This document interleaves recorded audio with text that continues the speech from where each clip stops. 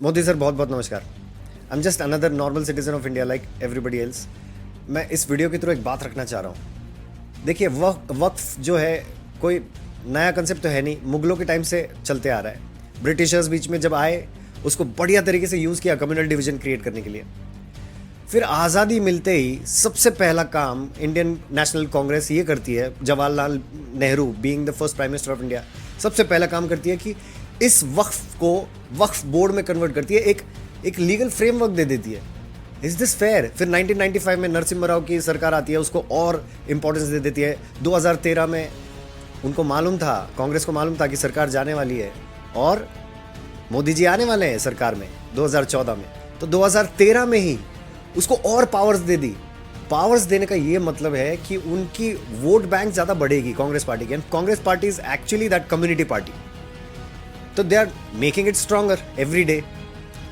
सो अभी देखिए, किसी भी हिंदू की ज़मीन अगर वक्फ वाला कोई आता है, किसी भी हिंदू की ज़मीन पे अगर क्लेम करने की कोशिश करता है, तो ऐसा होना चाहिए ना सिस्टम की there should be a Hindu tribunal court available out there, जहां पे वो आके प्रूव करे कि इस हिंदू भाई साहब की ज़मीन मेरी है, तो वो लेके जा सकता है हिंदू ट्रिब्यूनल कोर्ट में लड़के। वो वक्फ बोर्ड में ही कैसे लड़ सकता है? अगर कोई हिंदू जा रहा है किसी उस कम्युनिटी के बंदे के पास कि भैया तुम्हारी ज़मीन मेरी है, तो उसको लड़ना पड़ेगा वक्फ बोर्ड वालों के साथ और उसको प्रूफ करना पड़ेगा उनके सामने। ये तो सिस्टम समझ में आता है। तो या तो ये वक्फ बोर्ड पूरी तरह कैंसिल होना चाहिए, या तो इसमें अमेंडमेंट्स इस तरह की आनी चाहिए कि a person can fight anywhere else. Supreme court से बड़ा हो गया क्या वक्फ बोर्ड कि वहां जाके लड़ नहीं सकते, और वक्फ बोर्ड में जाके लड़ना पड़ेगा जहां पे हारना ही हारना है। सारी अथॉरिटी वहां पे उसी कम्युनिटी की है।